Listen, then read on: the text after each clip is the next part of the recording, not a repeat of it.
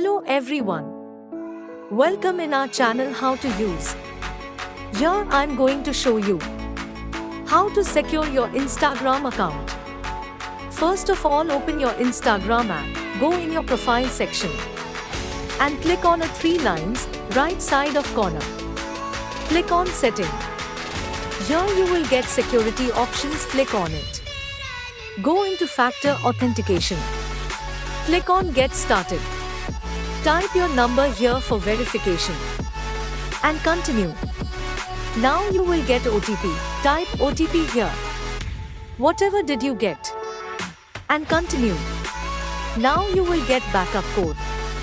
Take screenshot of this backup code. You can also open your Instagram by help of this. Enable WhatsApp text option as well. Type OTP here. Whatever did you get? And continue. Now your account is secure. Subscribe our channel for more helpful videos. Thanks for watching it.